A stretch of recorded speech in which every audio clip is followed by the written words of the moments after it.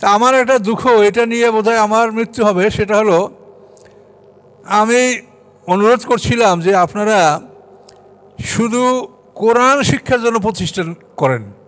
এই প্রতিষ্ঠানটায় কোরআন যারা পড়তে পারে না তাদের একটা সেকশন, কোরআন যারা পড়তে পারে তাদেরকে আপনারা তেলাওয়াত মানে অর্থসহ কোরআন শেখাবেন। তৃতীয় সেকশন যেখানে কোরআনের গভীর জ্ঞান অর্জন করা হবে, এখানে অন্য কোনো সাবজেক্ট থাকবে না। এই মাদ্রাসাগুলি যাই সৃষ্টি হয়েছে আল্লাহর কোরআনের দিনের জন্য, এগুলোর মধ্যে বাংলা, ইংরেজি, অঙ্ক, বিজ্ঞান ঢুকাইয়া কোরআনের কোনো জ্ঞানই হচ্ছে না। সারা এই যারা আপনারা পড়াশোনা করেন, টাইটেল পাস করলে 2টা সূরার অর্থ তারা শেখে না। তো এটা হলো একটা মানে ষড়যন্ত্র আমি মনে করি। কোরআন হলো আপনার 2টা জীবন, তো 2টা জীবনের জন্য আপনি 2টা প্রতিষ্ঠান আলাদা করেন। পরকালের জন্য আপনি কোরআনের একটা প্রতিষ্ঠান করেন, সেখানে শুধু কোরআন যারা পাঠ করতে পারে না তাদেরকে পাঠ শিখান, আর যারা পাঠ করতে পারে তাদেরকে অর্থ শিখান, যারা অর্থ শিখছে তাদেরকে গভীর জ্ঞান শিখান, যেটা কোরআনে বলা আছে কেরাত, তেলাওয়াত, তাফাক্কু।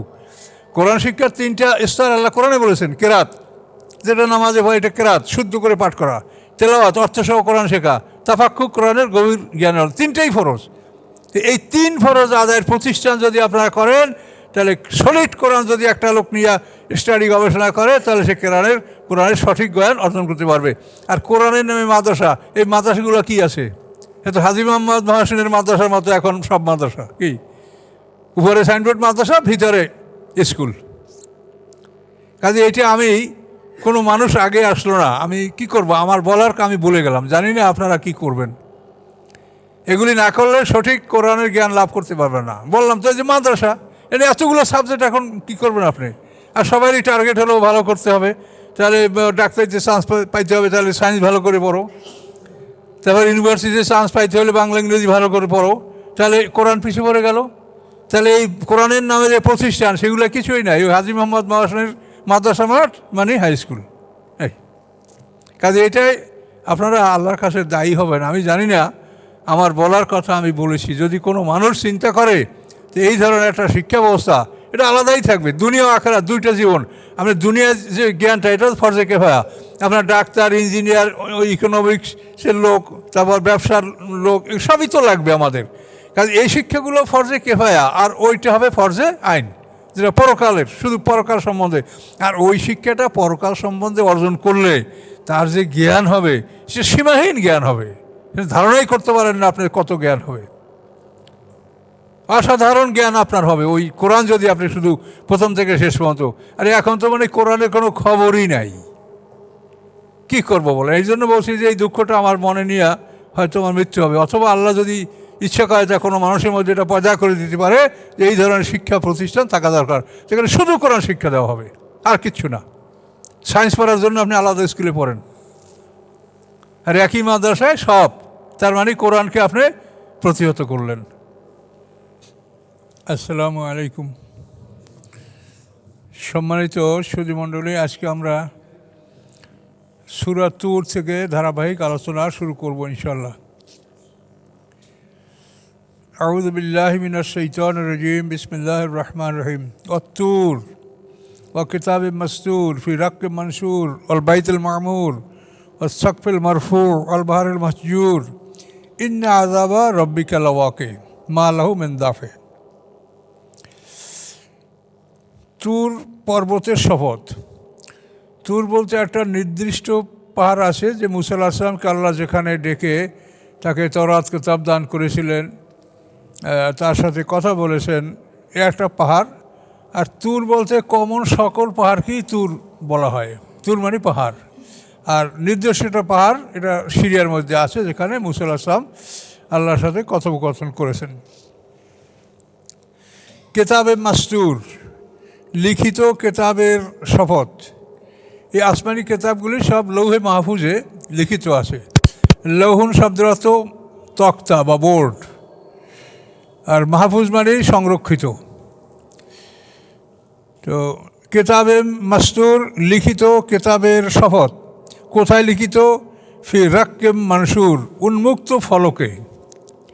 মানে আমাদের এই কেতাব যেরকম ফল্ট করা, ভাঁজ করা, গুছানো, এরকম না, উন্মুক্ত ফলকে এই আসমানি কেতাবগুলি লেখা।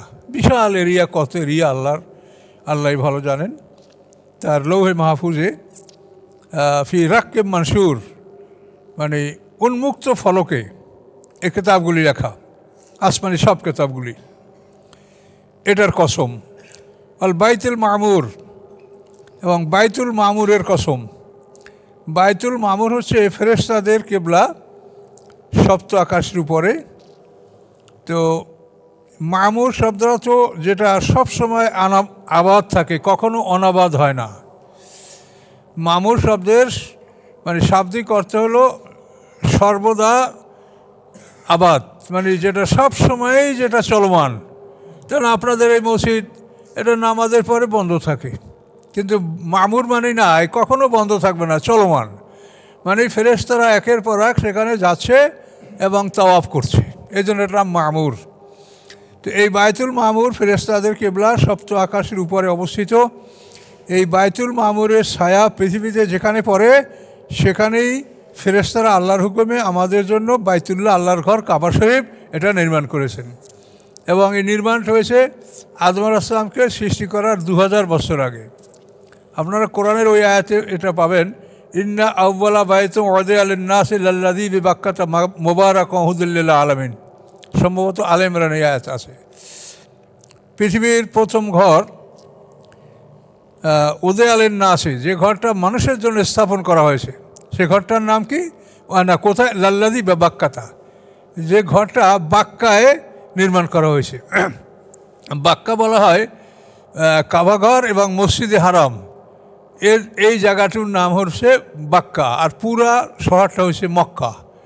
এ হলো এক তাফসীর। আর অন্য তাফসীরে বলা হয়েছে যে বাক্কা এবং মাক্কা এই দুটো শব্দ, বে এবং মিম, এটা আরবরা কখনো বাইরের জায়গায় মিম ব্যবহার করে, আবার মিমের জায়গায় বা ব্যবহার করে, এই জন্য মক্কা আর বাক্কা একই জায়গায়, এটাও বোঝানো হয়েছে। তো অসাকফিল মারফু, সমুন্নত আকাশের শপথ। আকাশ যে কত উন্নত, কত উঁচুতে অবস্থিত, এটা আমরা বলতে পারি না। তো আল্লাহ বলছেন সমুন্নত আকাশের শপথ। অল বাহরেল মজজুর, আগুনে ভরা সমুদ্রের শপথ। সাজারা মানে প্রজ্বলিত করা, ওয়াইজাল বেহার সুজ্জরাত, সমুদ্রকে যখন প্রজ্বলিত করা হবে, আগুনে পরিণত করা হবে। অর্থাৎ পানিটা হলো হাইড্রোজেন এবং অক্সিজেন। তো হাইড্রোজেন নিজেই জ্বলে, অক্সিজেন তাকে জ্বলতে সাহায্য করে। কাজে ইসরাফিলের সিঙ্গার ফুট করে পানিটা যখন বিভক্ত হয়ে যাবে, হাইড্রোজেন এবং অক্সিজেন পৃথক হয়ে যাবে, তখন সমুদ্রে আগুন ধরে যাবে। আপনারা তো সিডর দেখেন না, এই সিডরে যে মানে প্রচণ্ড বাতাস হয়েছে, এর ফলে সমুদ্রের পানি গরম হয়ে গেছিলো, মানুষ যাদের গায়ে পানি লাগছে শরীরে ফোসকা ফুটে গেছে, এরকম পানি গরম হয়ে গেছে। তাহলে আরও প্রবল বাতাস হলে পানিটা আগুনে পরিণত হবে। এটা নমুনা আল্লাহ সিডরে দেখাইছে 2007 সালে। তো বাহরেল মাজুর, আগুনে ভরা সমুদ্রের কসম। তো কয়টা হলো? তুর পর্বতের কসম, লিখিত কেতাবের কসম, উন্মুক্ত ফলকে যে কেতাবগুলো লিখিত, বাইতুল মামুরের কসম, সমুন্নত আকাশের কসম, এবং আগুনে ভরা সমুদ্রের কসম। এই কসমগুলি করে আল্লাহ কি বললেন? ইন্না আযাবা রব্বিকা লাওয়াকে, নিশ্চয়ই রবের শাস্তি অবশ্যই পতিত হবে, আসবেই, এতে কোনো সন্দেহ নেই, এটা আসবে। তো এখানে একটা শানে নজরুল আছে,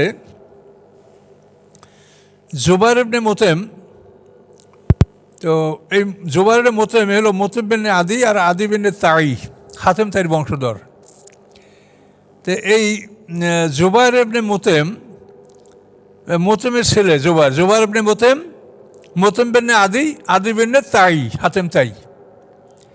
তো এই জুবাইর ইবনে মুতাইম মদিনাতে গেছে, যে তার লোক বন্দী আছে, কাফেরদের যে 70 জন লোক বন্দী হয়েছিল, তাদের আত্মীয় স্বজনরা তাদেরকে মুক্ত করার জন্য টাকা পয়সা নিয়ে মদিনায় অনেকেই আসছে এবং মুক্ত করেছে। তো জুবাইর ইবনে মুতাইম বলেন যে আমিও, আমার বন্দী আছে আত্মীয়, আমি তাদেরকে মুক্ত করার জন্য মদিনায় আসছি। তখন আল্লাহ রসুল মাগরিবের নামাজ পড়ছিলেন, এবং মাগরিবের নামাজের সময় আল্লাহ এই সূরাটা পাঠ করতেছিলেন। তো জুবাইর ইবনে মুতঈম বলেন, যখন আল্লাহ রসুল একটা পড়লেন, ইন্না আযাবা রাব্বিকা লাওয়াকি মা লাহু মিন দাফে, উহা কেউ ফিরাতে পারবে না, উহাকে প্রতিহত করার মতো কারো ক্ষমতা নাই। তো জুবাইর ইবনে মুতঈম বলে যে আমি এত ভীত হয়ে গেছি যে মনে হয় যেন এখনই আযাব আমার উপরে পড়ে যাবে। তখন সাথে সাথে আমি ওই অবস্থায় আমি কলমা পাঠ করে আমি ইসলাম গ্রহণ করেছি। জুবাইর ইবনে মুতঈম বড় বংশী লোক। জুবাইর ইবনে মুতঈম, মুতঈম বিন আদি, আদি বিন তাই, হাতেম তাইর বংশধরেরা। তো এভাবে অনেক লোক তাদের নিজেদের বন্দি মুক্ত করার জন্য তারা মদিনায় গিয়েছিল।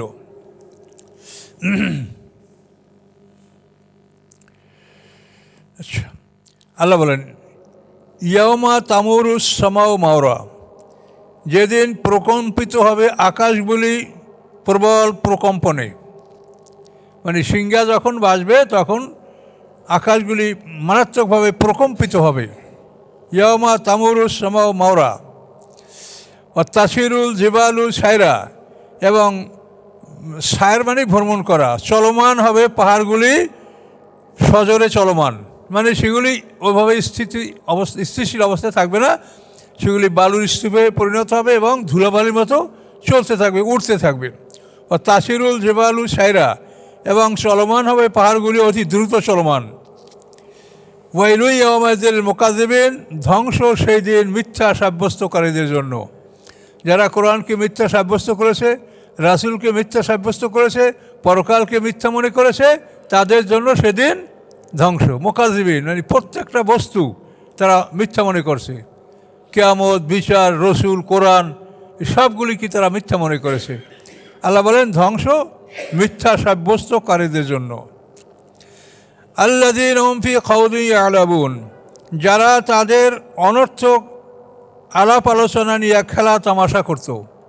কেউ কিছু জানে না, যে যা বোঝে সেটা বলে, যে যা বোঝে সেটা বলে, হাসাহাসি করে আর মনে করে আমি খুব বুঝি। তা আল্লাহ বলে এটা হলো খাওয়াত, অনর্থক কথাবার্তা নিয়ে ইয়ালাবুন, তারা খেলা তামাশা করে, তারা আসমানি কিতাব পড়ে নেই।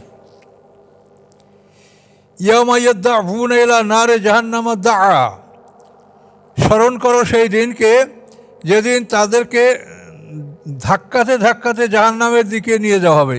ইউদাউনা মানে ধাক্কা, এরা নারে আগুনের দিকে, নারে জাহান্নাম, জাহান্নামের আগুনের দিকে ধাক্কাতে ধাক্কাতে তাদেরকে নিয়ে যাওয়া হবে।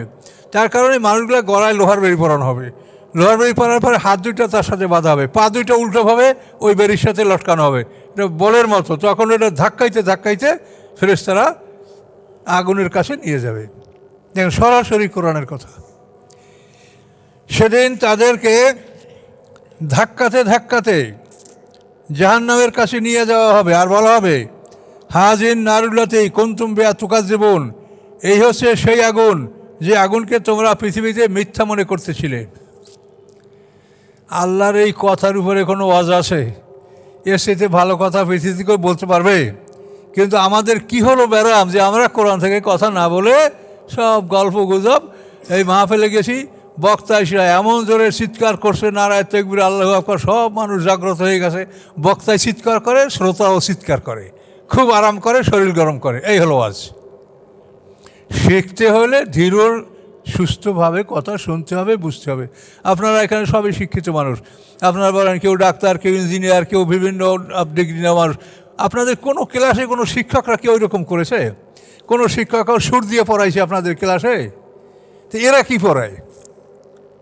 এরা কি পড়ায়? সুর দিয়ে কথা বলে, আর না হলেও চিৎকার করে কথা বলে, না হলে শোরগোল করে। এগুলো কি?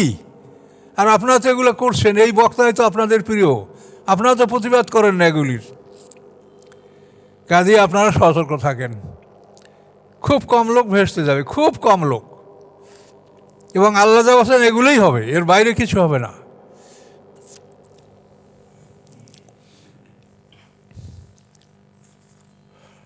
আচ্ছা, আগুন হাজি নারুল্লাতেই কুনতুম বিহা তুকাজ্জিবুন, এই হচ্ছে সেই আগুন যে আগুনকে তোমরা মিথ্যা মনে করতেছিলে। আল্লাহ বলেন আফা সেহেরুন হাজা, কোরআনকে তোমরা জাদু বলতেছিলে, মুহাম্মদ সাল্লাম জাদুকর গণক। আল্লাহ বলেন আফা সেহেরুন হাজা, এই কি জাদু? আমানতুম লা তুবসিরুন, না তোমরা দেখতে পাচ্ছ না? বলো কেমন কথা, দেখেন তো। যে তোমরা এই কোরআনকে জাদু বলেছো, মোহাম্মদ সাল্লামকে জাদুকর বলেছো, তাকে গণক বলেছো, কবি বলেছো। আফা সেহেরুন হাজা, এটা কি জাদু? আমান তুম লা তুবসিরুন, না তোমরা দেখতে পাচ্ছ না? কোনটা? এগুলো অপমান করা শুধু, এর কোনো জবাব তারা দিবে না। আল্লাহ বলেন ফেরেশতারা আল্লাহর পক্ষ থেকে ইসলাউহা, ঢোকো, ওর মধ্যে ঢোকো। ইসলাউহা, হামানি ওই দোজক, জাহান্নাম, ওটার মধ্যে ঢোকো। ফাসবিরু আও লা তাসবিরু, ধৈর্য ধারণ করো আর ধৈর্য ধারণ নাই করো, সাওয়াউন আলাইকুম, তোমাদের উপরে সমান। এটা অন্য সূরায় বলা আছে, সাওয়াউন আলাইনা আজাজে না আম সবার না মালাহা মেম মাহিস। সেখানে বলা হয়েছে ওরা 500 বছর চুপ করে থাকবে, যে কোনো কল্যাণকর কিছু খবর পাওয়া যায় না, খবর আসবে না।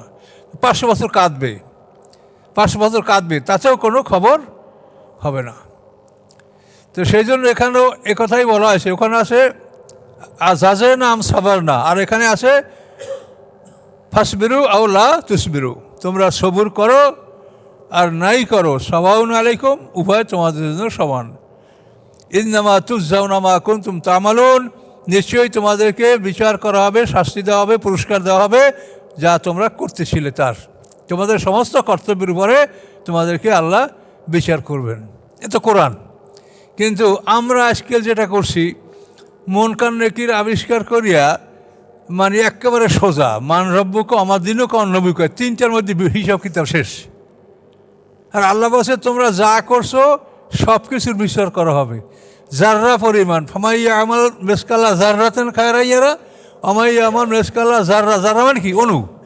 অনু পরিমাণ ভালো, অনুপরিমাণ মন্দ, সবাই তোমরা দেখবে। কাজে এখানে বলা হলো কি, কোরআনের 2 মলাঠে কি মুনকার নেকির আছে?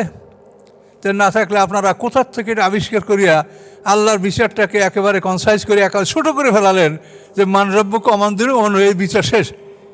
তাহলে আল্লাহ তাআলা মানে আমি বলবো বলেন, আপনারা যদি একটা অনুষ্ঠানের ডেট দেন যে এই অনুষ্ঠানটা অমুক তারিখ হবে, তার আগে অনুষ্ঠানটা করে ফেলবেন আপনারা? তাহলে আল্লাহ আপনাদেরকে অনুষ্ঠানের ডেট দেয় নাই? কুল্লাকুম মিয়াদু ইয়াউমিন, এই আজকে আমি ওই মসজিদ তাফসীর করেছি, যে আপনি তাদেরকে বলেন কুল্লাকুম মিয়াদুন, তো মিয়াদু ইয়াউমিন, তোমাদের জন্য একটা দিনের প্রতিশ্রুতি আল্লাহ দিয়েছেন। লা তাস্তাখিরুনা আনহু সাআতাম ওয়া লা তাস্তাকদিমুন, যেটা তোমরা এক মুহূর্ত আগেও করতে পারবে না, এক মুহূর্ত পরেও করতে পারবে না। ওই নির্ধারিত দিনেই তোমাদের অনুষ্ঠানটা হবে। মালিক ইয়াউমিদ্দিন, সেখানেও ইয়ম, ইয়ম মানে একদিন, এখানেও ইয়ম, ইয়ম মানে একদিন, একদিনে বিচার করা হবে। আল্লাহ এগুলো বলছেন, এবং তিলে তিলে আপনার জীবনের বালেক হইতে মৃত্যু পর্যন্ত কোরআনে যতগুলো আদেশ, যতগুলো নিষেধ, সবগুলোর উপরে যাচাই বাছাই করিয়া তিলে তিলে অনুপরিমাণ ভালো মন্দ বিচার করা হবে। আর আপনি শেষ করে দিলেন কিসে? মান রব্বুক আমার দিনুক আমার নবীক, শেষ। এখানেই আপনি একেবারে জান্নাত জাহান্নামের ফয়সালা। তো কিয়ামতের দিন কী করবে আল্লাহ? 50,000 বছর দিনটা তো জান্নাত জাহান্নামের জন্যই নির্ধারণ করা হয়েছে, না অন্য কিছু, না অন্য কোনো কাজ আছে সেখানে? তো সেইটা যে আপনি আগেই করে ফেলাইলেন, কার দ্বারা করলেন? আপনি এই হাদিসগুলো কোথায় পাইছেন? কেন ঢুকাইছেন ওগুলো ইসলামের মধ্যে? এখন বলবেন কি বড় দলিল যে আপনার সাথে আগে এরা বোঝে নাই? সেগুলো আমি শুনতে জানি না, বুঝছি কি না বুঝছি আপনি দেখেন, আমি কোরআন থেকে বলছি কিনা এইটা আমার থেকে নেন। কে বড় কে ছোট সেটা আমার জানার কথা না। আমাকে আল্লাহ বলছেন আল্লাহর আনুগত্য, রাসূলের আনুগত্য করো। আর উলিল আমরি মিনকুম, তোমাদের মধ্যে যারা আদেশের মালিক তাদের আনুগত্য করো। যে আদেশের মালিক যারা, তারা তো আমাদের না। উলিল আমরে মিনকুম, তোমাদের মধ্যে হতে। হযরত আলী রাদিয়াল্লাহু আনহু আমাদের মধ্যে থেকে উলিল আমর ছিলেন। কি সমস্ত মুসলমানরা তাকে খলিফা নির্বাচন করেছে। আর যে উলিল আমর আদেশের মালিক আমাদের মধ্যে থেকে না, তারা গায়ের বলে জোর করে যেভাবে ক্ষমতা দখল করছে, তাদের আনুগত্য করা আমাদের জন্য ফরজ না। উলিল আমরে মিনকুম, আতিউল্লাহ ও আতিউর রাসূল ও উলিল আমরে মিনকুম। আর এখন সমাজে কোনো আলেম নিজেকে উলিল আমর দাবি করতে পারে না। যদি দাবি করে তাহলে আমরাও তাকে দাবি করব। তাহলে আপনি চোরের হাত কাটেন, ডাকাতের ডাইন হাত বাম পা কাটেন, জেনার বিচার করেন, যদি আপনি উলিল আমর হয়ে থাকেন। তা আপনি যখন এটা পারেন না, তাহলে আপনি কিসের উলিল আমর? কাজে এই জন্য উলিল আমর কেউ নাই। উলিল আমর হলে সে আমাদের মধ্যে হতে হবে। আমরা মুসলমানরা তাকে নির্বাচন করব, তখন সে আমাদের উলিল আমর হবে, যেটা ছিল হযরত আলী রাদিয়াল্লাহু তাআলা আনহু। তাহলে এখানে দেখেন আল্লাহর কোরআনের প্রত্যেকটা কথা, ইন্নামা তুজজাউনা মা কুনতুম তা'মালুন, তোমরা যা করতেছিলে সব কিছুর ফলাফল তোমাদেরকে দেওয়া হবে। এখন আপনি এই তিনটে কথার দ্বারা বিশ্বাস সমাপ্ত করে দিলেন। বেহেশতের ফয়সালা যে হয়েই যায়, দোজখের ফয়সালা হয়েই যায়, তো সামনে আর কি আছে? তো এইটা কোরআনে যার কোনো রকম নাম পাত্তা নাই, সেইটা নিজেরা বিশ্বাস করে, সমাজে বিশ্বাস করে, মানুষের মধ্যে এমন একটা অবস্থা সৃষ্টি করা হয়েছে যে এটার বিরুদ্ধে কথা বললেই মানুষ মারমুখী হয়ে যায়। আমরা এতকাল শুনছি, তো এটা কি ভুল? এটা আমি কি বলবো বলেন? আমি তো আপনাদেরকে বানাইয়ে বলছি না, কোরআন তো আপনাদের সামনে আছে। বলেন যেখানে কি ভুল করছি আমি? হ্যাঁ, কুল্লাকুম মিয়াদু ইয়াউমিন, এই সূরা সাবার আয়াত, যে তোমাদের জন্য একটা দিনের প্রতিশ্রুতি আছে। লা তাস্তাখিরুন আনহু সাআতাম ওয়া লা তাস্তাকদিমুন, যেটা তোমরা এক মুহূর্ত আগেও করতে পারবে না, এক মুহূর্ত পরেও করতে পারবে না। ওই নির্ধারিত সময় ওই দিনটা আসবে, ওই দিনে তোমাদের সব ফয়সালা আমি করব, একদিনে। সমস্ত মানুষ আমরা এক সময় আমাদের মৃত্যু হয়েছে, কলুবালা এটা বলে মৃত্যু হয়েছে। এরপর পৃথিবীতে আমরা বিভিন্ন সময় আসছি। এবার সমস্ত মানুষ মৃত্যুবরণ করার পরে সিংহার ফুৎকারে একসঙ্গে সবাই আমরা জীবিত হব, হাসরের ময়দানে একসঙ্গে সবাই জীবিত হব। এবার একই দিনে সবার বিচার হবে, একই দিনে তাদেরকে জান্নাত এবং জাহান্নামে পৌঁছে দেওয়া হবে, একটা দিন। এবং এই দিনটা সম্পর্কে আল্লাহ কোরআনে কত কথা বলছেন। আর রহমানে বলা আছে, সানাফরুগু লাকুম আইয়ুহাস সাকালান, হে ভারী দুটো জাতি, জিন এবং ইনস, এই দুটা জাতিকে সাকালান, ভারী দুটো জাতি। আর মারমাডুক পিকচাল এই সাকালানের অর্থ করছে পরনির্ভরশীল দুটো জাতি। আশ্চর্য ব্যাপার, উনি বলছেন সাকালান মানে, সাকাল শব্দ হতো বোঝা। তো বোঝা মানে কি? যে পরনির্ভরশীল সেই তো বোঝা, আর যে নিজে চলতে সে তো বোঝা না। তা আমরা হইলাম পরনির্ভরশীল, আমরা বোঝা। কেমন করে আমরা বোঝা? কেমন শোনেন, আপনারা সবাই শীতের পোশাক পরছেন না? এটা নিজেরা বানাইছেন কেউ? তাহলে আপনাদেরকে এটা কেউ বানিয়ে দিয়েছে, তাহলে আপনি পরনির্ভরশীল। এই একটা এভাবে আপনি দেখেন, আপনি যে খাদ্য খাবেন বাসায়, যে এখন এই খাবারটা কি আপনি তৈরি করছেন? কোন মাঠে ধান হয়েছে, কোন মাঠে গম হয়েছে, কোন নদীতে মাছ ছিল, কোন জায়গায় কোন ফার্মে গরু ছাগল পোষা হয়েছে, হ্যাঁ, এগুলি মিলে তাহলে আপনি সব কিছুতেই পরনির্ভরশীল। এই জন্য পিকথাল, মারমাডুক পিকথাল, উনি খ্রিস্টান ছিলেন, কিন্তু উনি পরে ইসলাম গ্রহণ করছেন। এই লোকের তাফসিরটা, মানে তাফসির ওনার তর্জমাটা খুবই সুন্দর লাগে আমাদের কাছে। তো উনি বলছেন যে দুইটা পরনির্ভরশীল জাতি। পরনির্ভরশীল নয় কারা? শিয়াল, বনবিড়াল, এরা পরনির্ভরশীল না। শিয়ালে যখন ডিম পাড়া মুরগি ধরবে, আপনার মুরগির ঘর থেকে, ওটাকে কী বলেন আপনারা? আমাদের দেশে বলে মুরগির ঘরা, খোপ, যাই হোক একটা কিছু। তো এর ভিতর থেকে যখন ডিম পাড়া মুরগি ধরবে, তো শিয়াল তো আপনার কাছে একটা টর্চ লাইট চাবে না, চাবে যে আমার একটা আলো দেন, আমি মুরগি ধরবো। তাকে আল্লাহ এমন চক্ষু দিয়েছে, এই ডিম পাড়া মুরগিটাই সে ধরবে। আচ্ছা, এরপর মুরগিটা খাবে যখন, তখন সে কারো মুখাপেক্ষি, তার কি দাও লাগবে, হাসিয়ে লাগবে, পাক করা লাগবে, কড়াই লাগবে, তেল লাগবে, আগুন জ্বালানো লাগবে? কিছু লাগবে না, সে মসমস করে খাই ফেলবে। তারপর ঘুমাবার সময় কম্বল লাগবে না, ল্যাসটা ঘুরিয়ে নাকের উপরে দিয়ে দেবে, নাকে তো লোম নাই, এই নাকটা ল্যাস দিয়ে ঢাকলেই হয়ে গেল, বাস, ফুল এয়ার কন্ডিশন। তাহলে এখন এই শিয়াল এ পরনির্ভরশীল নয়, কিন্তু আমরা জিন ইনসান, আমরা কি পরনির্ভরশীল। এটা কোনো অনেক তর্জমায় দেখবেন দুইটা ভারী জাতি, কিন্তু উনি বলছেন দুইটা পরনির্ভরশীল জাতি, জিন ও ইনসান। তা আল্লাহ কি বললেন? সানাফরুগু লাকুম আইয়ুহাস সাকালান, হে দুটি পরনির্ভরশীল জাতি, তোমাদের জন্য আমি অবসর নিব। ফারাগা মানে পৃথক হওয়া। আপনি আপনার বন্ধুর সাথে কথা বলবেন, অফিসে যারা আছে তাদেরকে, এই তোমরা তাড়াতাড়ি কাজকে ঘুষাও, তারপর বন্ধুকে বসাই রাখবেন, তার সাথে কথা বলবেন। এই ফারাগা শব্দ অর্থ পৃথক হওয়া। তো আল্লাহ বলেন, আমি তোমাদের বিচারের জন্য অবসর নেব, পৃথক হব। তাহলে বোঝা গেছে যে আল্লাহর মানে প্যারালাল ইউনিভার্স, মানে এই সমমানের মহাবিশ্ব অনেক আছে, যেগুলির ডিউটি আল্লাহ করছেন, কিন্তু আল্লাহ বলেন তোমাদের বিচারের জন্য আমি পৃথক হব, ওগুলিকে আমি অফ রাখবো, ওই ফেসটাকে আমি সুইচ চাপ দিয়ে অফ করে দিয়ে তোমাদের বিচারটা আমি সুন্দরভাবে করব। এই কথা আর রহমানে বলা হয়েছে। তাহলে এই বিচারটা কত বড় একটা সূক্ষ্ম জিনিস, সেইটা আপনি মন কান রেখে আবিষ্কার করিয়া কবরে ফয়সালা ফাইনাল, ভেস্ত এখানে, দোজক এখানে। তো বিচার অনুষ্ঠানের দিন কি হয়, এটা আলেমরা কোনোভাবেই বোঝেন না। না বললে আমার কিছু করার নাই, আমি সত্য বুঝে যদি না বলি তো আমি তো গঙ্গা শয়তান হব। আমার তো বলতে হবে। আর আমি যদি অযৌক্তিক বা কোরআনের বাইরে বলি, তা আপনারা তো এতদিন সন্ত্রাস করুন, আর আপনারাও বোঝেন, কাজে আপনারা দেখতে পারেন, পরীক্ষা করতে পারেন, চ্যালেঞ্জ করতে পারেন যে কথাগুলো ঠিক আছে কিনা। খুবই দুঃখ লাগে, কি করব কোন, ধৈর্য ধারণ করতে হবে। আল্লাহ বলছেন তোমার কাজ প্রচার করো, তুমি প্রচার করো, ধৈর্য ধারণ করো, এছাড়া কিছু বলার নেই। তো আল্লাহ তাআলা কি বললেন, ইন্নামা তুজাউনা মা কুনতুম তা'মালুন। এই সানাফরগুলোকে কথাটা বলছেন, আল্লাহ তাআলা অবসর নেবেন আমাদের জন্য, আমাদের বিষয়টা সঠিক করার জন্য তিনি পৃথিবীর অন্য গতি, অন্য ফেস এগুলো স্টপ রাখবেন, যেমন মেরাজের সময় করেছেন।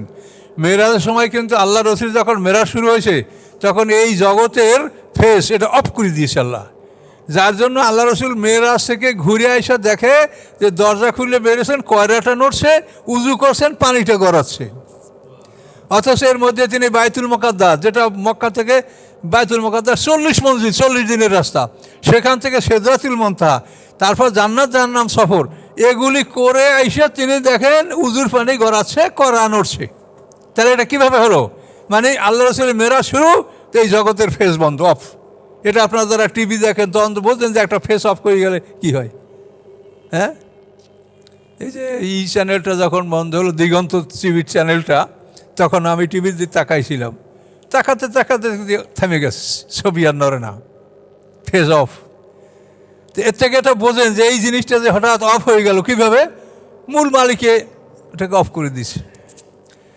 তো আল্লাহ তাআলা এভাবে ইচ্ছা করলে তিনি তার বিশ্বজগতের কোনো অংশের গতি এটাকে রহিত করে স্টপ রেখে তিনি অন্য কাজ করতে পারেন।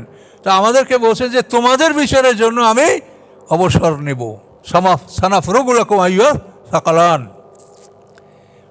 এত বড় মহা একটা ব্যাপার, সেই ব্যাপারটারে আপনারা কীভাবে কনসাইজ করিয়া ছোটো করিয়া একেবারে মানে দুই ফেরেশতা, যার নাম নাই কোরআনের, দুই মলাটে যা কোথাও নাই, এই দুই ফেরেশতা আপনার বিচারটা কমপ্লিট করে দিল, বাস বেহেশতের ফয়সালা হয়ে গেল কবরে, না হলে দোজখ হয়ে গেল কবরে। কি আর সেখানে কোনো কিছু আছে? আল্লাহ সারা কোরআন শরীফ বলছে ইন্নাল্লাযিনা আমানু ওয়া আমিলুস সালাত, ঈমান লাগবে, ভালো কাজ লাগবে। বেহেশতে কী লাগবে? ঈমান, ভালো কাজ। কিন্তু এখানে এই তিনটার মধ্যে কোনো ভালো কাজের কথা আছে? মান রাব্বুকা মান দীনুকা মান নবিয়্যুকা, কোনো কাজের কথা আছে? তাহলে কোরআনে যেগুলো আছে সেগুলো সব বাদ। তাহলে কী করবেন আপনি বলেন? এদের বড় দলিল হলো সবাই বলে, আর বড় দলিল সিনিয়ররা বলে, এরা বোঝে নেই, এগুলো দলিল, কোরআনের কোনো দলিল নেই।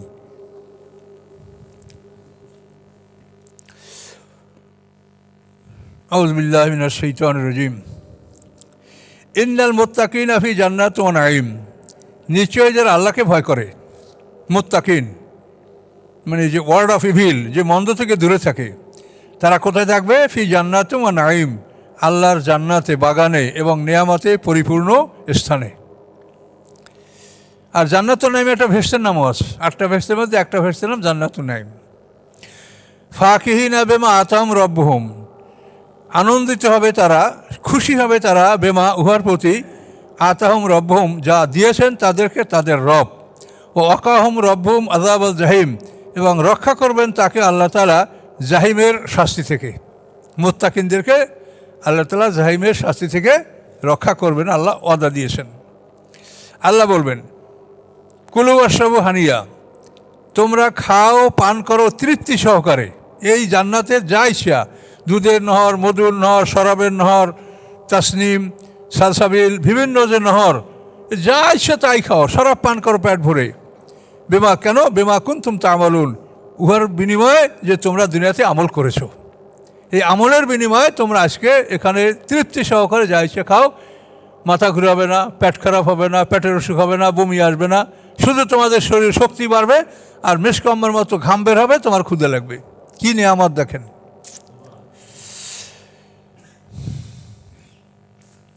মুত্তাকিনা আলা সুরুরে মাসফুফা, হেলান দিয়া বসবে তারা সিংহাসনের উপরে, মাসফুফা কাতারবন্দি, সারি সারি, মানে সারি সারি সিংহাসন পাতা আছে, সেখানে তারা বন্ধু বান্ধব নিয়ে, নিজেদের সঙ্গিনীদেরকে নিয়ে তারা সেখানে সারিবদ্ধভাবে বসবে।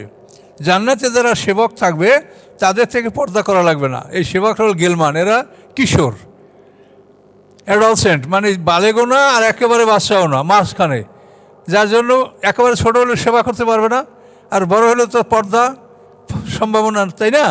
এই জন্য এদেরকে স্পেশাল একটা বাহিনী আল্লাহ বানাবেন, যাদেরকে বলা হয়েছে গেলমান।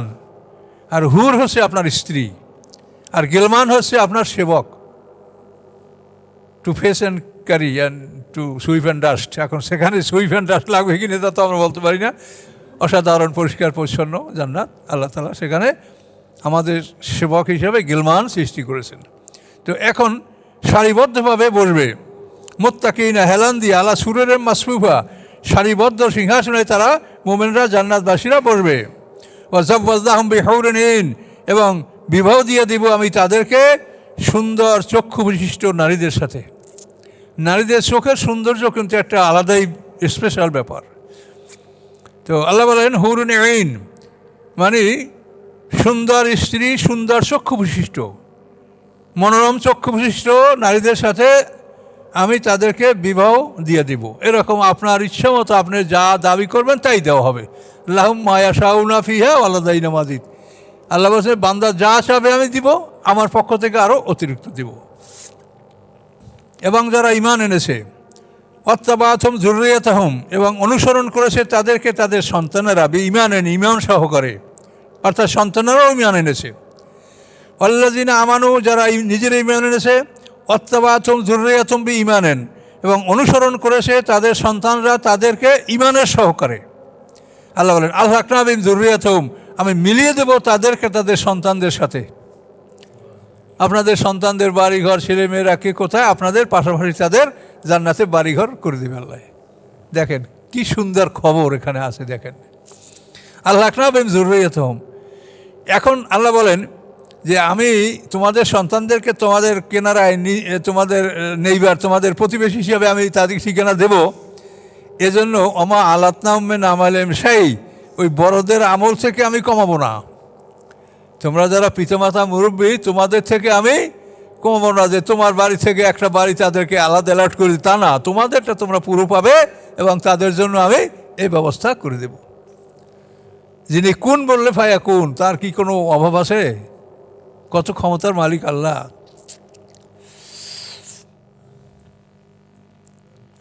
কুল্লিম রিম বিমা কাসাবা রাহিন, প্রত্যেকটা মানুষ তার উপার্জনের সাথে সে দায়বদ্ধ।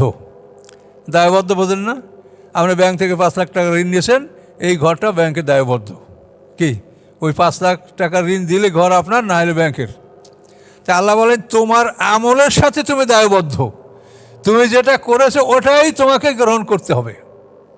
বুঝতে পারছেন? কুল্লিম রিম, প্রত্যেকটা মানুষ তার উপার্জনের সাথে সে দায়বদ্ধ।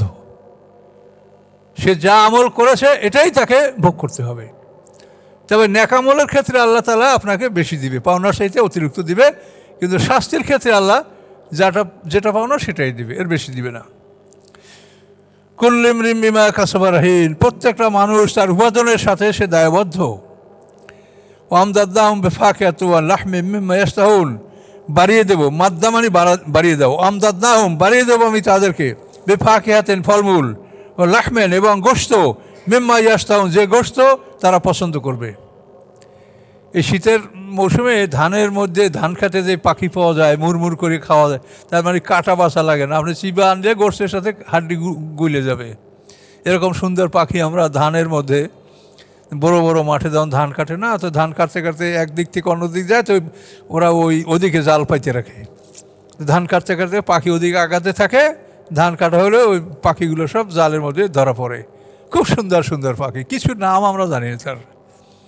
তা আল্লাহ বলেন যে তুমি যে পাখির মাংস পছন্দ করবে, সেই পাখির মাংস তোমাকে পর্যাপ্ত পরিমাণে সরবরাহ করা হবে।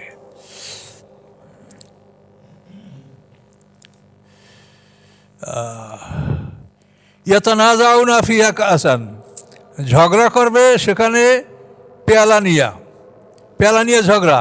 আপনার বন্ধুর পেয়ালাটা, এই তোরটা আমি খাবো, যাই আমার দে, তোর দেবো না। আপনার সেখানে এরকম হাতাহাতি আপনার ছাত্র জীবনে করেন নাই? খাইতে দিয়েছেন বন্ধু বান্ধবের সঠিক মতো। আমাদের এক ক্লাসমেট চিড়ে খাওয়া হয়েছে, রাগ করার পরে অন্য রাগ করছে কি জানেন, পুরা কাতির মধ্যে পানি ঢেলে দিয়েছে। তুই রাগ করলি, তোর চিড়ে খাইছে, তোর খাইতেই দেবো না, সব এক কাতি চিড়ে সব ভিজিয়ে ফেলেছে। কী করবেন? তো এই যে আপনারা আনন্দ উৎসব পৃথিবীতে করছেন ছাত্র জীবনে, তাই না? তো আল্লাহ বলেন ওখানেও তোমরা এই পেয়ালা নিয়ে আপসে ঝগড়া করবে। ঝগড়া মানে কি? টানাকি যে আনন্দ উৎসব, ভাই বেটা তোর ওটা খাইতে দেবো, আমি খাবো ওটা। এভাবে আপনারা সেখানে আনন্দ উৎসব করতে পারবেন। লাগুন ফি আল্লাহ তাসিম, এখানে এটা বেহুদার মধ্যেও গণ্য হবে না, পাপের মধ্যেও গণ্য হবে না। তাহলে সেখানে আপনি আনন্দ উৎসব করবেন, বন্ধু বান্ধবকে নিয়ে এই সারি সারি আসনে বসবেন, আবার আনন্দ করবেন। এতে আপনার কোনো, এটাকে দুনিয়া যেমন একটা বেহুদা কাজকে অপরাধ বলা হয়েছে, এখানে আল্লাহ বলে এটা বেহুদার মধ্যেও গণ্য হবে না এবং পাপের মধ্যেও গণ্য হবে না। সুবহান আল্লাহ, বলেন কত নিয়ামত আল্লাহর। ইয়াতুফু আলাইহিম গিলমানুল্লাহুম, ঘোরাফেরা করবে তাদের উপরে তাদের সেবকরা। আপনারা এরকম আনন্দ করবেন, উৎসব করবেন, এর মাঝে আপনাদের খাদ্য সরবরাহ করবে গিলমানরা। শরাব খাবেন না দুধ খাবেন না মধু খাবেন, কোনটা খাবেন খান। দুনিয়াতে তো আমরা একটু মধু বেশি খাইলেই আমরা গ্যাস শুরু হয়ে যায়। ওখানে আপনি পেট ভরে মধু খাবেন, কিচ্ছু ক্ষতি হবে না। শরাব, মধু, দুধ যা ইচ্ছা তাই আপনি যেমন ইচ্ছা তেমন আপনি খাবেন, কোনো রকম আপনার সমস্যা সৃষ্টি হবে না।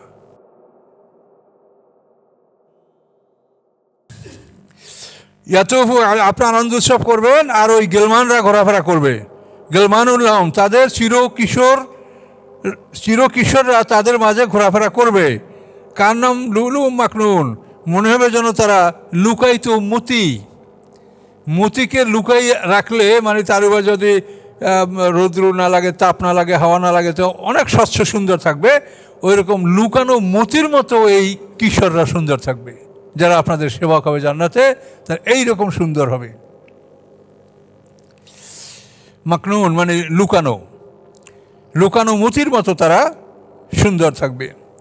ওয়াকপালা বাজুমালা বাজিয়াতাসাআলুন, এবং একে অপরের সামনে হাজির হবে কথা বলার জন্য। ইয়াতাসাআলুন, আপসে প্রশ্ন করবে, একে অপরকে সামনাসামনি দিয়ে আপসে প্রশ্ন করবে, তুই এটা বল, তুই এটা বল। তো এই প্রশ্নের মধ্যে তারা বলবে কলু ইন্না কুন্না কবলু ফি আহলিনা মুশফিকিন, নিশ্চয়ই আমরা আমাদের পরিবারের মধ্যে এর আগে আমরা ভীত ছিলাম। পরিবারের মধ্যে আমরা সাহসী ছিলাম না, আমরা অন্যায় করি নাই, আমরা হালাল হারাম কোনটা কি, আমরা সব সময় ভীত ছিলাম যে আল্লাহর হুকুম কীভাবে আমরা পালন করব, আমরা কোনো রকম সীমালঙ্ঘন না করি। এভাবে আমরা আমাদের পরিবারের মধ্যে আমরা ভীত ছিলাম। যাদের বেশি সাহস তারাই অন্যায়গুলো গড়গড় করে করতে পারে, আর যারা ভীত তারা অন্যায় করতে ভয় পায়। ফামান্নাল্লাহু আলাইনা, আল্লাহ আমাদের প্রতি ইহসান করেছেন। ওয়াকানা আযাবাস সামুম, এবং রক্ষা করেছেন আমাদের আল্লাহ তাআলা জ্বলন্ত আগুন হতে। সামুম মানে গরম বাতাস, আগুন। তো আমাদের রক্ষা করেছে আল্লাহ তাআলা সেই গরম আগুনের শাস্তি হতে। ইন্না কুন্না মিন ক্বাবলু নাদউহু, নিশ্চয়ই আমরা আল্লাহকে ডাকতেছিলাম, আমরা দুনিয়াতে আল্লাহ ছাড়া কাউকে ডাকি নেই। ইন্নাহু হুয়াল বাররুর রহিম, নিশ্চয়ই তিনি অতি কৃপাশীল এবং অতি দয়ালু। তিনি অতি অনুগ্রহশীল এবং তিনি অতি দয়ালু। আমরা পৃথিবীতে আল্লাহকে ছাড়া কাউকে ডাকি নেই। ফাযাক্কির ফামা আনতা বিনি'মাতি রাব্বিকা বিকাহিন ওয়ালা মাজনুন, উপদেশ দিন। ফামা আনতা, নন আপনি নহেন রবের নেয়ামতের কারণে জাদুকর অথবা পাগল। রবের নেয়ামতের কারণে আপনি জাদুকর এবং পাগল না। এই রবের নেয়ামত আল কোরআন, নবুয়াত, রেসালাত, এটার আগে তো আপনাকে ওরা কত সম্মান দিত, ওরা সাদে কালামিন বলতো, সম্মান দিত আপনাকে। কিন্তু এখন এই নিয়ামত পেয়ে কি আপনি জাদুকর হলেন, পাগল হলেন? না, এই নিয়ামত লাভ করার ফলে আপনি জাদুকরও নন, পাগলও নন। আল্লাহ রসুলকে আল্লাহ তাআলা সান্ত্বনা দিচ্ছেন। আপনাকে আগে ওরা বলতো মোহাম্মদ, আর নবুয়ত লাভ করার পর বলে মোজাম্মাম, মানে যাকে দোষারোপ করা হয়েছে, যাকে অভিযুক্ত করা হয়েছে, মোজাম্মাম মোহাম্মদের পরিবর্তে। সাদিকুল আমিনের পরিবর্তে ওরা বলতো কাজ্জাবুল খায়েন, মিথ্যাবাদী খেয়ানাতকারী, নাউজুবিল্লাহ। তো সেটা আল্লাহ বলছেন যে আপনি রবের নিয়ামত হচ্ছে কোরআন। পৃথিবীতে সবচেয়ে বড় নিয়ামত হচ্ছে কোরআন। এই নিয়ামত অর্জন করতে পারলে আপনি সোনার বাড়িঘর পাবেন, অনন্তকাল জীবন পাবেন এবং চিরকুমারী স্ত্রী পাবেন। এইটা পৃথিবীর আর কোনো কিছুতেই পাবেন না, এটা এখানেই পাবেন। তা আমার একটা দুঃখ, এটা নিয়ে বোধহয় আমার মৃত্যু হবে, সেটা হলো আমি অনুরোধ করছিলাম যে আপনারা শুধু কোরআন শিক্ষার জন্য প্রতিষ্ঠান করেন। এই প্রতিষ্ঠানটায় কোরআন যারা পড়তে পারে না তাদের একটা সেকশন, কোরআন যারা পড়তে পারে তাদেরকে আপনারা তেলাওয়াত মানে অর্থসহ কোরআন শেখাবেন। তৃতীয় সেকশন যেখানে কোরআনের গভীর জ্ঞান অর্জন করা হবে, এখানে অন্য কোনো সাবজেক্ট থাকবে না। এই মাদ্রাসাগুলি যাই সৃষ্টি হয়েছে আল্লাহর কোরআনের দিনের জন্য, এগুলোর মধ্যে বাংলা, ইংরেজি, অঙ্ক, বিজ্ঞান ঢুকাইয়া কোরআনের কোনো জ্ঞানই হচ্ছে না। সারা এই যারা আপনারা পড়াশোনা করেন, টাইটেল পাস করলে 2টা সূরার অর্থ তারা শেখে না। তো এটা হলো একটা মানে ষড়যন্ত্র আমি মনে করি। কোরআন হলো আপনার 2টা জীবন, তো 2টা জীবনের জন্য আপনি 2টা প্রতিষ্ঠান আলাদা করেন। পরকালের জন্য আপনি কোরআনের একটা প্রতিষ্ঠান করেন, সেখানে শুধু কোরআন যারা পাঠ করতে পারে না তাদেরকে পাঠ শিখান, আর যারা পাঠ করতে পারে তাদেরকে অর্থ শিখান, যারা অর্থ শিখছে তাদেরকে গভীর জ্ঞান শিখান, যেটা কোরআনে বলা আছে কেরাত, তেলাওয়াত, তাফাক্কু। কোরআন শিক্ষার 3টা স্তর আল্লাহ কোরআনে বলেছেন। কেরাত যেটা নামাজে হয়, এটা কেরাত শুদ্ধ করে পাঠ করা, তেলাওয়াত অর্থসহ কোরআন শেখা, তাফাক্কু কোরআনের গভীর জ্ঞান, 3টাই ফরজ। এই 3 ফরজ আদায়ের প্রতিষ্ঠান যদি আপনারা করেন, তাহলে সলিড কোরআন যদি একটা লোক নিয়ে স্টাডি গবেষণা করে, তাহলে সে কোরআনের সঠিক জ্ঞান অর্জন করতে পারবে। আর কোরআনের নামে মাদ্রাসা, এই মাদ্রাসাগুলো কি আছে? এ তো হাজী মোহাম্মদ মহাসিনের মাদ্রাসার মতো এখন সব মাদ্রাসা। কি উপরে সাইনবোর্ড মাদ্রাসা, ভিতরে স্কুল। কাজে এটা আমি কোনো মানুষ আগে আসলো না, আমি কি করব, আমার বলার আমি বলে গেলাম, জানি না আপনারা কি করবেন। এগুলি না করলে সঠিক কোরআনের জ্ঞান লাভ করতে পারবেন না। বললাম তো যে মাদ্রাসা, এটা এতগুলো সাবজেক্ট, এখন কি করবেন আপনি? আর সবারই টার্গেট হলো ভালো করতে হবে, তাহলে ডাক্তারিতে চান্স পাইতে হবে, তাহলে সায়েন্স ভালো করে পড়ো। তারপর ইউনিভার্সিটিতে চান্স পাইতে হলে বাংলা ইংরেজি ভালো করে পড়ো, তাহলে কোরআন পিছিয়ে পড়ে গেল। তাহলে এই কোরআনের নামে যে প্রতিষ্ঠান, সেগুলো কিছুই নাই। ওই হাজী মোহাম্মদ মহাসিনের মাদ্রাসা মাঠ মানে হাই স্কুল। এই কাজে এটাই আপনারা আল্লাহর কাছে দায়ী হবেন। আমি জানি না, আমার বলার কথা আমি বলেছি। যদি কোনো মানুষ চিন্তা করে তো এই ধরনের একটা শিক্ষা ব্যবস্থা, এটা আলাদাই থাকবে। দুনিয়া ও আখিরাত 2টা জীবন। আপনার দুনিয়ার যে জ্ঞানটা, এটা ফরজে কেফায়া। আপনার ডাক্তার, ইঞ্জিনিয়ার, ওই ইকোনমিক্সের লোক, তারপর ব্যবসার লোক, সবই তো লাগবে আমাদের। কাজে এই শিক্ষাগুলো ফরজে কেফায়া, আর ওইটা হবে ফরজে আইন, যেটা পরকালের, শুধু পরকাল সম্বন্ধে। আর ওই শিক্ষাটা পরকাল সম্বন্ধে অর্জন করলে তার যে জ্ঞান হবে, সে সীমাহীন জ্ঞান হবে। ধারণাই করতে পারেন না আপনার কত জ্ঞান হবে। অসাধারণ জ্ঞান আপনার হবে ওই কোরআন যদি আপনি শুধু প্রথম থেকে শেষ পর্যন্ত। আরে এখন তো মানে কোরআনের কোনো খবরই নাই, কি করব বলে। এই জন্য বলছি যে এই দুঃখটা আমার মনে নিয়ে হয়তো আমার মৃত্যু হবে, অথবা আল্লাহ যদি ইচ্ছা করে তা কোনো মানুষের মধ্যে এটা পয়দা করে দিতে পারে যে এই ধরনের শিক্ষা প্রতিষ্ঠান থাকা দরকার, সেখানে শুধু কোরআন শিক্ষা দেওয়া হবে, আর কিচ্ছু না। সায়েন্স পড়ার জন্য আপনি আলাদা স্কুলে পড়েন, আর একই মাদ্রাসায় সব, তার মানে কোরআনকে আপনি প্রতিহত করলেন। আল্লাহ বলেন যে ফাজাক্কের, আপনি উপদেশ দিতে থাকুন, আপনি মনের কষ্টে উপদেশ দেওয়া বন্ধ করবেন না। ফামান তবে নেমাতে রব্বিকাবে কাহেনওয়ালা মাজনুন, রবের নেয়ামতের কারণে আপনি জাদুকরও নন, পাগলও নন। রবের নেয়ামত আছে কোরআন। আলিয়ম আকমালতুল লাকুম দীনুকুম ওয়া আতমামতু আলাইকুম নেয়ামাতি, আমার নেয়ামতের সমাপ্তি। মানে এই নেয়ামতের সমাপ্তি মানে কি? আর কোরআনও আর আসমানি কেতাবও আসবে না, রাসূলও আসবে না। নেয়ামত আছে এটা পৃথিবীতে, কিন্তু এই নেয়ামতের সুব্যবস্থা নাই। কারণ এটা দুঃখজনক না? যেটাকে আল্লাহ নেয়ামত বলছেন সেইটা শিক্ষার কোনো সুব্যবস্থাই নাই।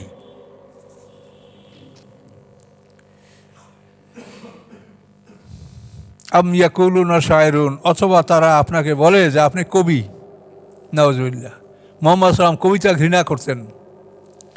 নাতারাব্বাসু বি রাইবাল মানুন, আমরা অপেক্ষা করি মৃত্যুর দুর্ঘটনা, তার উপরে মৃত্যু আসুক। তার পিতা অল্প বয়সে মারা গেছে, এইভাবে মুহাম্মদ সাল্লাম অল্প বয়সে মরে যাক, আমরা এটাই কামনা করি। সে মরলেই আমরা মুক্তি পাব। নাতারাব্বাসু বিহি রাইবাল মানুন, মানে মৃত্যুর দুর্যোগ তার উপরে আসুক, এটা আমরা কামনা করি, কাফেররা বলে। আল্লাহ বলছেন কি শোনেন, কুল তারাব্বাসু, তোমরা অপেক্ষা করতে থাকো। মুহাম্মদ সাল্লাম মৃত্যু কামনা করো, মৃত্যু তোমাদের হবে। বদরের যুদ্ধে সব নেতারা ধরাশায়ী হয়েছে না? মুহাম্মদ সাল্লাম মরবে, তারপর মানে আনন্দ করবে। এখনও তো ওনারা কোনো ইসলামের জন্য কোনো কাজই করতে পারে না, যে কাজ করতে যায় ইসলামে খালি বাধা। কি ইসলামটা না থাকলেই ওনারা খুব ভালো কাজ করতে পারবে। বর্তমান সমাজেও তো এই অবস্থা, একই অবস্থা।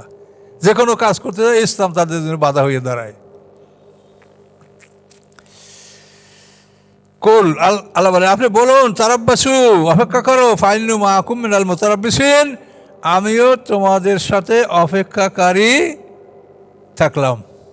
এ পর্যন্ত থাক।